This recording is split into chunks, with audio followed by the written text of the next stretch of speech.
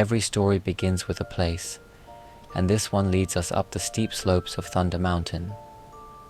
Where the rock darkens and a distant rumble can be felt even on calm days, there lies a large and simple cave. It offers shelter from wind and snow, yet is wide enough to give a giant room to live. Here lives Goron. He lives withdrawn, not hidden, but deliberately away from the bustle of the valley. Goron does not seek company, yet he does not reject it either.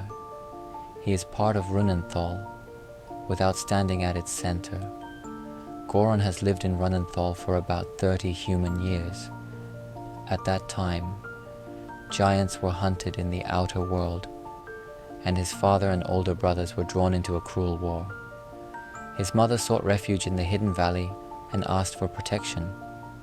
The headmistress granted them a place on Thunder Mountain, where his mother built a new home.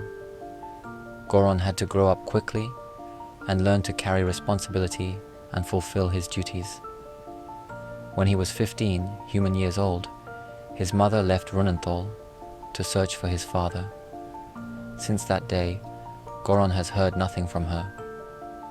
Goron stands about 5 meters tall, 5 times the height of a dwarf or a forest elf, and 2.5 times the height of a fully grown wizard.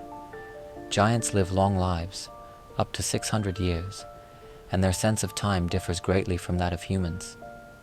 By human reckoning, Goron is 35 years old and considered young, strong, and fully capable. Despite his size, he possesses no magic. No spell flows through his hands. No rune answers his will. What defines him instead are strength, patience, and a reliability others can depend on. The dwarves have known this for a long time. Goron supplies them with ore, precious metals, and gemstones from deep within Thunder Mountain.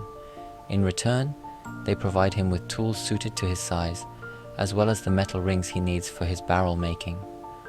Working with wood is Goron's hobby. With remarkable efficiency, he crafts barrels that are solid, carefully made, and built to last for decades. These barrels go to the forest elves, who use them for supplies, drinks, and seeds. Thus, a quiet cycle of exchange is maintained without the need for many words. The forest elves provide Goron with vegetables and grain, while Tisoi delivers 3 barrels of mead and 3 barrels of fruit juice each week, depending on the season. Goron hunts the rest of his food himself in the mountains, where ibex, mountain goats, and other large highland animals are part of daily life. He also makes his own clothing from tanned hides and sturdy leather. Everything about him is practical, durable, and without excess. In the evenings, Goron enjoys sitting on his terrace plateau, listening to the music and laughter drifting up from the forest tavern. Once or twice a year, he visits the tavern himself, and then Figo and Rava have their hands full taking care of him. Yet his warm laughter and the joy in his eyes reward them for all their effort. Goron welcomes visitors, even though the path to his cave is long and demanding. Hyob walks it regularly and has become a close friend over time. Goron is not a warrior, not a leader, not a myth or a legend. He is a quiet pillar of Runenthal's balance, and when help is needed, he is there. So my friends, you have now been given a small glimpse into a very special world. I shall return to my books and prepare another story for you.